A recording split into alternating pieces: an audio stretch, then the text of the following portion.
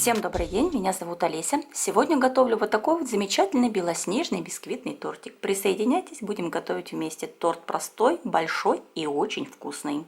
Для начала нужно подготовить яйца. Беру 6 яиц, желательно комнатной температуры. Разделяю их на желтки и белки. Также потребуется 160 грамм муки, 40 грамм кукурузного крахмала, 75 грамм растопленного сливочного масла, 200 грамм сахара. В качестве ароматизации 1 чайная ложечка ванильного сахара.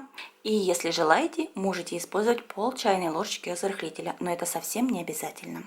Беру белки, добавляю щепотку соли, ванильный сахар и весь сахар и начинаю взбивать. Взбиваю очень тщательно. В течение нескольких минут, сначала на низких оборотах, потом на максимальных, чтобы масса стала воздушная и очень устойчивая. Оставались следы от венчика. Сахар практически полностью должен раствориться. Добавляем потом по одному желтку, каждый тщательно вмешиваем. Мне нравится именно такой способ приготовления бисквита. Он всегда получается удачным, и вам его советую. Добавили все желтки. Масса пушистая, воздушная. Муку я предпочитаю ввести в один прием. Она мне уже была один раз просеяна. Я еще раз ее просеиваю через сито вместе с кукурузным крахмалом. Используем именно кукурузный. Если его нет, картофельный не берите. Берите просто на это количество еще муки. И все. Тщательно перемешиваем, делаем это аккуратно, осторожно, уже не используя миксер, при помощи венчика либо лопатки. Аккуратными движениями снизу вверх. Но не бойтесь сделать несколько, буквально в течение 1 секунды, несколько резких движений, чтобы не затягивать процесс вмешивания муки, чтобы взбитые яйца не осели.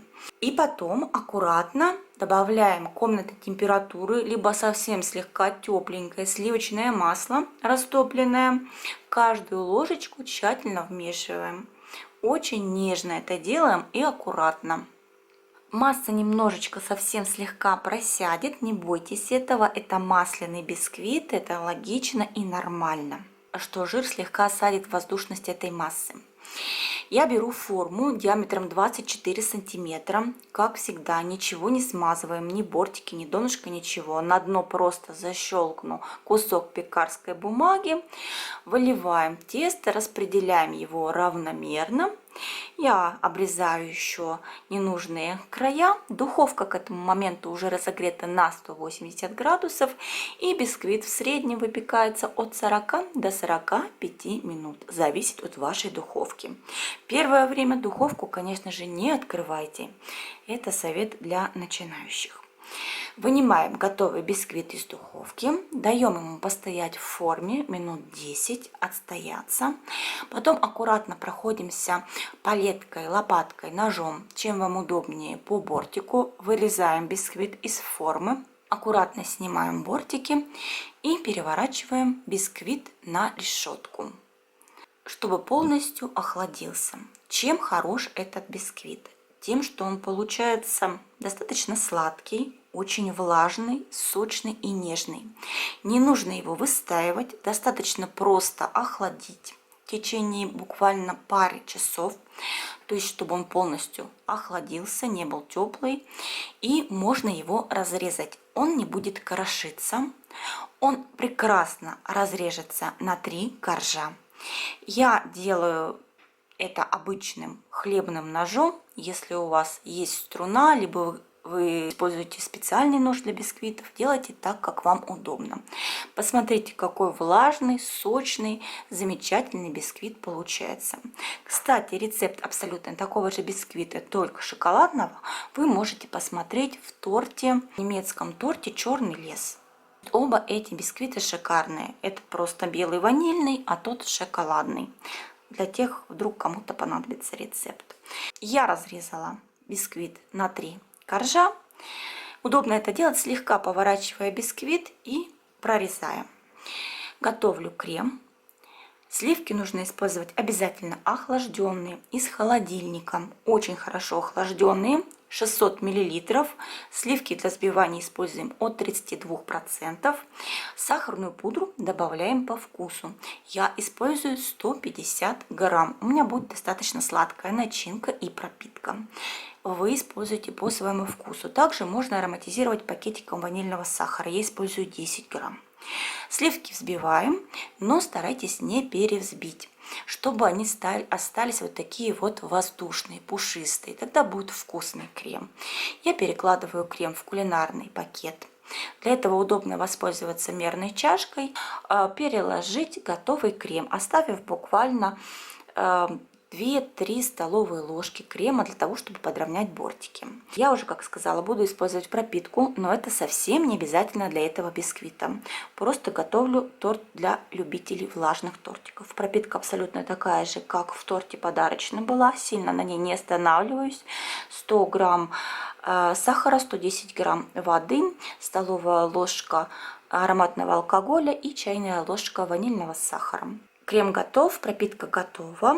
Для начинки я буду использовать уже готовый джем клубничный. Там небольшое количество сахара, поэтому он не чересчур сладкий. Вы можете подготовить начинку из свежих, замороженных, вернее, ягод клубники. Можете вишню использовать, начинку вишневую. На начинку вишневую ссылку оставлю внизу под видео. Эту начинку можно использовать и для тортов, и для пирогов и пирожков. Я сегодня себе облегчила задачу, у меня готовая начинка клубничная. Тем временем я уже пропитала нижний корж достаточно хорошо. Делим пропитку на 3 части и 1/3 буквально вот выливаем, пропитываем нижний корж.